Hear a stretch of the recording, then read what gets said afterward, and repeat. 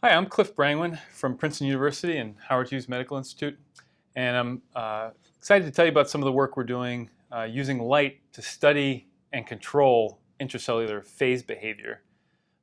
This image we have here is actually an example of that, and I'll explain that. But we now have ways where we can really control phase transitions in living cells. So some of the things that I've been telling you about in the last two lectures, we're now at the point where we can start to control those processes in living cells, to understand them and also to engineer them for different applications. So this was really born from dreaming of intracellular phase diagrams. So what does that really mean? So I tried to convey to you in the last lectures about some of the physics of phase separation and the way in which we can understand at a really quantitative level how phase transitions occur in living cells. This is a phase diagram from my undergraduate days. I was an undergraduate at Carnegie Mellon, and that's in Pittsburgh. And in Pittsburgh, the football team is called the Steelers, and they're called the Steelers because there's a long history of the steel industry. And so in my undergraduate days, we spent a lot of time looking at phase diagrams of steel, which one can think about then. The y-axis here is temperature, and the x-axis is composition, in this case weight % carbon. So of course at high enough temperature you have a liquid state, and as you lower the temperature it solidifies. But it's not just one type of solid, but a number of different types of solids that can form as a function of temperature and weight % carbon. Those different types of steel have different electronic, optical properties, magnetic properties, and really are important for the application. And so we've started thinking about maybe some of the phase transitions that we see in living cells, we can start to approach a rich quantitative understanding that is sort of standard in material science and soft matter physics. Can we start to get there in living cells and understand these different types of phases that form and the properties that they have and how those properties confer biological function? The problem with this vision of mapping intracellular phase diagrams is there really are no tools to control phase transitions, to study them in a controllable way, one could say, within living cells. So anytime you want to work on a problem, your car is broken, or there's a picture you want to hang in your house, you need tools. And so we've been limited in the kinds of tools that we have for studying these processes in cells. It's kind of a new way of looking at organization in cells, and we've been really using the same old tools, which has been limited in a lot of ways. So what we've been thinking about is trying to use the knowledge we're gaining at a fundamental level about the cell biophysics and how that works inside of a living cell to engineer tools to control and further study these phase transitions in cells. The idea then, the tools that we build can feed back on our fundamental knowledge to push the field forward. So we see this kind of virtual loop feedback between the fundamental and the applied. And so, I told you in the last two lectures a little bit about these intrinsically disordered regions, IDRs or IDPs, and how they're important in promoting phase separation in cells. And I showed you these examples of proteins that when we purify them and put them in a test tube, they'll readily phase separate into these condensed liquid states. So we started thinking about this as a key piece of knowledge on the fundamental cell biophysics side. Can we use this knowledge then to engineer tools to really control phase transitions? And so we started thinking about this field of optogenetics, which is an area that's really grown enormously over the last few years. It's the idea of borrowing proteins and engineering proteins that are responsive to light. So in many of these proteins are things that dimerize in response to light, so the interactions are only on when light is on, or perhaps only on when light is off. They can form oligomerized states, so the interactions will form weak dynamic clusters in response to light, and so forth. And we thought, well, maybe we can combine these tools with our intrinsically disordered protein regions to really try to control the phase transitions in living cells. And so this work was spearheaded by a really talented postdoc in my lab, Youngdae Shin, who's now a faculty member at Seoul National University. And it was a collaboration with my colleague Jared Tocher, who's also at Princeton. And so the idea was, can we use these light-sensitive interaction domains, hook them up to intrinsically disordered regions, and then use light to sort of toggle the interactions and control where the cell is in the phase diagram and map the phase diagrams and all of those kinds of things. So one can think about this as, in many cases, what we're doing is using this yellow protein domain would be a light-dependent interaction module. There's a protein called Cry2, which is from a plant called the Arabidopsis, and it's in response to blue light forms these weak clusters. And then so together with the intrinsic kind of interactions that are promoted by the disordered regions, we wondered whether we could control the phase behavior. And so this is an example of a protein that's hooked up to this protein FUS, which is, as I mentioned before, is an RNA binding protein that's really important and has been identified as a key driver for phase transitions in cells. And so we hook up this protein to the Cry2 blue light dependent interaction module and express it in cells. You see the different cells that are expressing at different levels. So some of the cells are bright, they're expressing at high level, and some of them are less bright. And when we shine blue light on these cells, we'll watch what happens. So initially, at the lowest laser setting, there's nothing that happens, but we turn up the laser power, and then we'll start to see these condensates form within the nucleus, but not in the cytoplasm, and also not in the low expressing cells. And then when we turn up the laser power even more, you see that these droplets, these condensed forms of this opto-FUS construct form throughout the cytoplasm and even in the low expressing cells. You can also get a sense from this movie that there's really a switch-like, a threshold for assembly. And we've done a lot of quantitation and identified the key parameters that control that. It's the concentration of the activated state of the molecule has to exceed a threshold, what we call the saturation concentration, in order to cross the phase boundary and to phase separate. Now we've been playing around with this quite a lot. We've hooked up really dozens of different proteins. When in the absence of the intrinsically disordered region, really nothing happens, as you'll see in this movie in a moment. But we can hook up any number of different intrinsically disordered regions, and in general, they tend to really drive this phase separation and this light-dependent phase separation. So this has been a really powerful tool for interrogating the sequences, the particular disordered sequences that best promote phase separation, the ones that don't, and also the connection with disease, as I'll explain a bit later. So this connection with disease is really a key aspect of what we wanted to get at with these tools.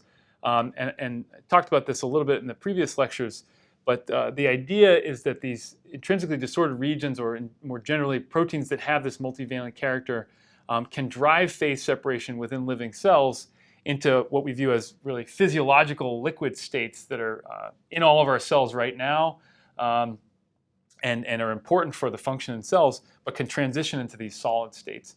And the problem is this picture is been hard to test within living cells because of this lack of tools. So this mechanistic understanding of the links between these different states of matter are really still being sorted out, and a lot of that has to do with this lack of tools.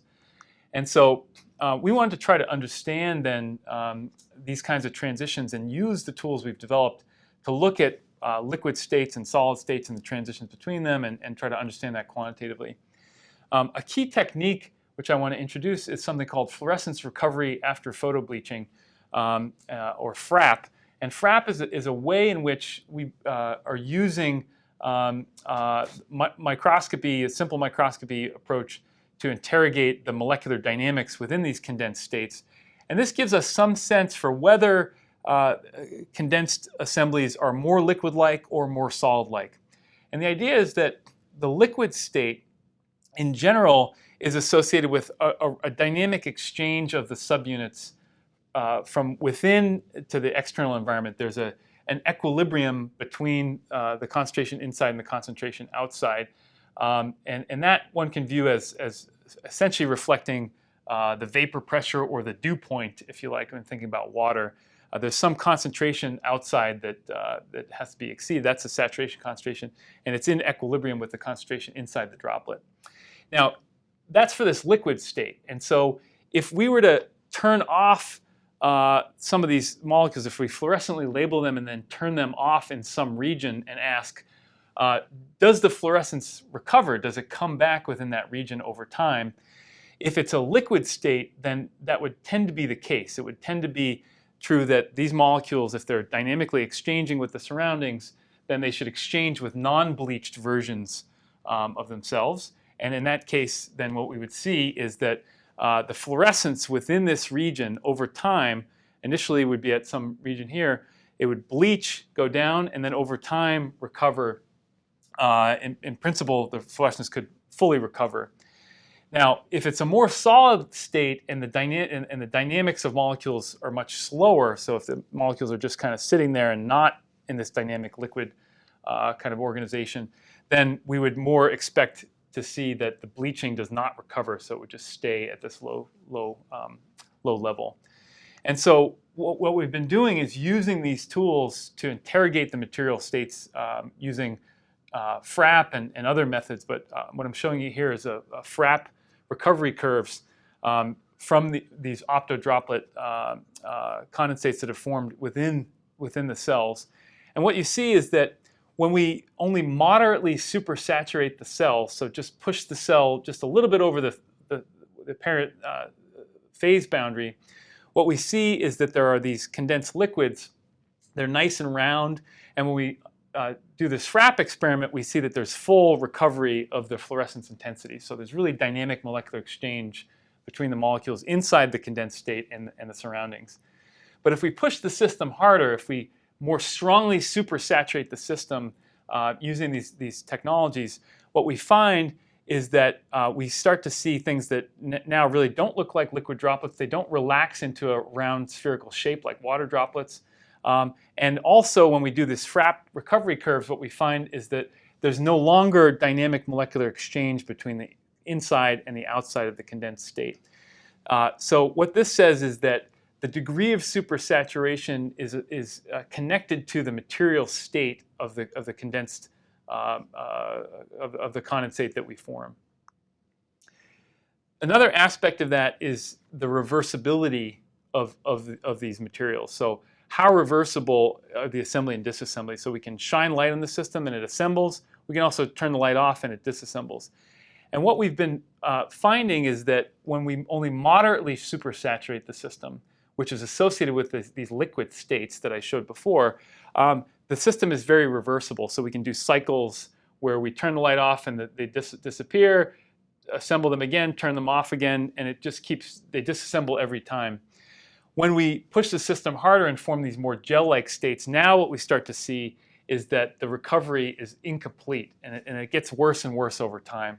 So we think that what's happening is these solids start to become associated with kind of irreversible pathological states that the cell can no longer disassemble, that when we turn the light off, they no longer disassemble. And that's really interesting for probing pathological aggregation in the context of these disease states. So some of the initial studies we did using these technologies, in particular this paper from 2017, we had this conceptual phase diagram to understand the behavior that we were seeing. What you see here is on the y-axis, this would be the concentration of the inactive molecules, and on the x-axis would be the concentration of the activated molecules. So a cell expressing these constructs at a given level would be able to move on a line that connects these two axes. So in other words, before we turn the light on, you're at a particular location on this y-axis, and then when we turn the light on and start to increase the concentration of active molecules, we're going to be moving down some axis like this and potentially have all the molecules in this active state.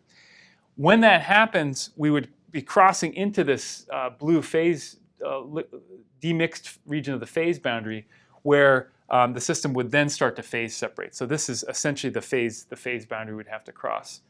And so if we move shallowly into the two-phase region, in other words, moderately supersaturate the system, then the system gets into this two-phase region and it phase separates.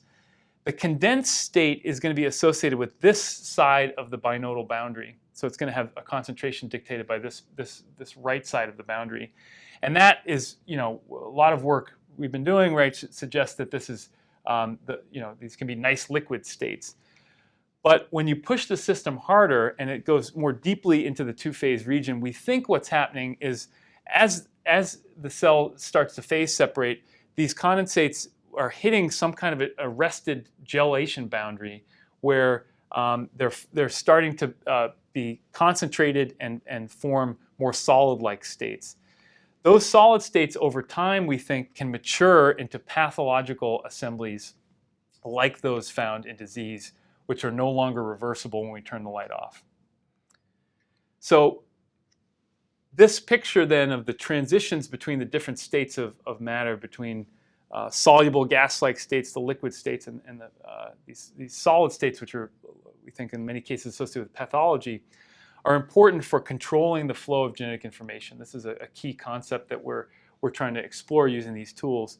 And so the idea is that DNA to RNA to protein, the liquid state is probably promoting this flow of genetic information, but the solid state might be arresting it, and that can cause problems for the function of the cell, and ultimately in the neurodegenerative diseases can cause dysfunction, neuronal death, and cognitive impairs, and so forth.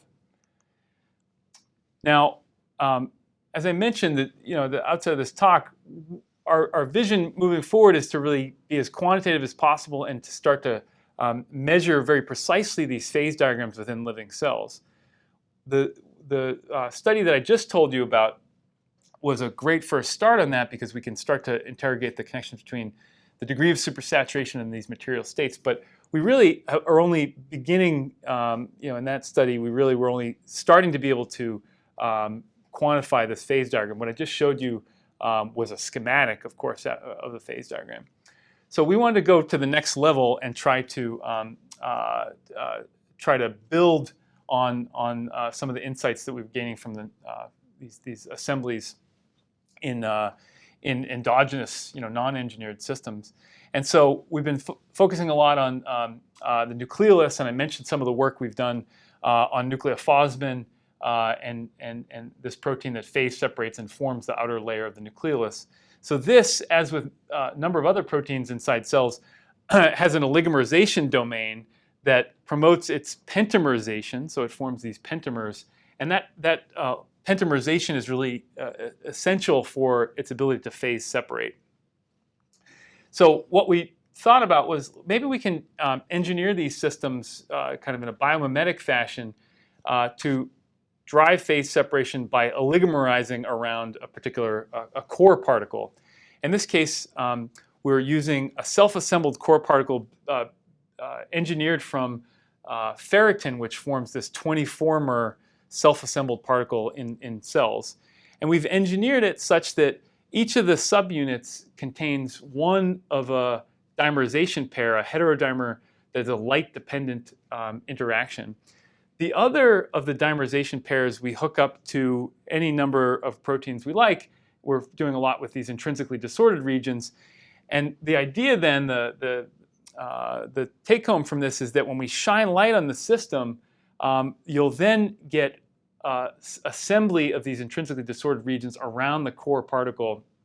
And we can ask, how does that relate to the phase separation ability to really control it and interrogate it in a quantitative fashion?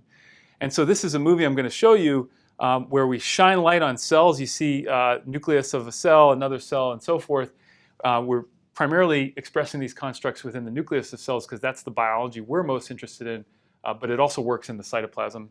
And so shine light on the cells and you see that we form these beautiful condensed liquids throughout these cells and done a lot of quantification of their properties, and they really are quite fluid. So what's very powerful about this is it enables us to, for the very first time, map the phase diagram within a living cell, so towards doing the kinds of things that are sort of well-known in non-living systems, where we can say where are the phase boundaries, what are the concentrations of the condensed states, what are the modes of phase separation, how are they linked to the material properties, and so forth. And so on this axis, this is basically the degree of occupancy of this core particle for the IDRs. You can think about this essentially as modulating the interaction energy, because each intrinsically disordered region that's associated with the core contributes by a set amount of potential interactions. And this is a concentration, the core concentration. So the cells that are shown with the red dots are ones that do phase separate. The cells that are shown in these red X's do not phase separate. And for those that do phase separate, when they phase separate, they phase separate into a low concentration phase that's defining this end of the boundary, what we call the binodal curve. And then they're forming condensed states that are defining the right side of this binodal curve. Now you'll notice that I have another line within this phase diagram, and I have this label spinodal. So what does that mean? So in the first lecture, I talked about interactions and the idea that the interactions between molecules, in this case intrinsically disordered regions, and these proteins, has to overcome the entropic tendency to keep things mixed. And I showed this phase boundary, that what is really called the binodal boundary, between when the system tends to be mixed and when it tends to be demixed, when it tends to phase separate. What I didn't tell you is that there is this other boundary, which is called the spinodal, which I'm showing schematically here. There's another boundary within, and what this delineates is a boundary between two different modes of phase separation. Within this binodal region, there's what's called nucleation and growth, and that's where you tend to have well-defined particles that nucleate and then start to grow as distinct spherical particles. And so within the demixed spinodal region, instead of starting as a distinct particle then growing, what you really have is a sort of gradual evolution of the concentration profile that looks more like this. So this is really well known in non-living systems, and we've started to ask, can we get to the point where we can actually measure these boundaries within living cells using these tools we've developed? And in fact, we can.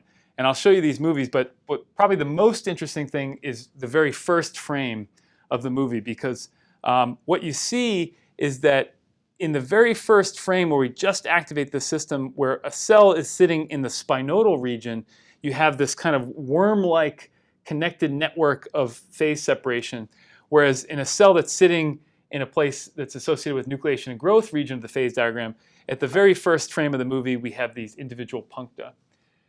So the modes of phase separation are very different. And this is starting to allow us to really map, take the phase diagrams and use them to determine the energetics within a living cell, which is really exciting. In the end, though, when I play this movie, you basically get to the same place, these cells, so that they form large condensed liquid droplets. It's just the mode and the way in which it gets there, which reflects the underlying thermodynamics in the cell. So what I've been trying to convey is this excitement that's an interplay between the fundamental cell biophysics and the engineering. Another way that I could say that is closely related is the links between science and technology. So we can ask very basic science questions about how a system works and then use that to engineer technologies. And in doing that, we hope to learn about the science. So I think that our group and many others are really trying to take advantage of a feedback between these, the basic science and the technology. In our case, it's the cell biophysics and these engineered technologies for controlling and understanding phase transitions. In the spirit of that productive interplay between basic and applied science, between the cell biophysics and the engineering, we've been making some really interesting observations in cells that are expressing these constructs. This is a cell where we have activated only half of the cell, half of the nucleus. And in doing that, we made this observation that the droplets that form tend to be largest at the interface between where we activate and where we don't activate. And so we started to wonder, why would that be? Why would it be that the droplets tend to be largest at the interface, and then they tend to be smaller away from the interface between where we activate and where we don't activate? And we started thinking about it. We realized, well, this is a multi-component system after all. There's two components. And so one could imagine that what's happening is in the activated region of the phase diagram, you're sopping up all these intrinsically disordered regions, intrinsically disordered protein regions. And so you may be depleting those IDRs from the core, and they could potentially be replenished from the non-activated region where they could diffuse in. So we started thinking about that idea then of phase separation in these multi-component systems where you can have capture of interacting modules through this kind of spatial patterning. So this is a very simple simulation of that effect. And so what you see here is a representation of the two components. The green here, these larger green circles, are the core particles that can capture the intrinsically disordered regions. And the red particles are a simple representation of the intrinsically disordered regions. So each green particle could potentially capture up to 24 of these red particles. And what we've done in the simulation, though, is we've only turned on the interactions in the left half of this simulation box, and we ask what happens to the concentration profile within the simulation.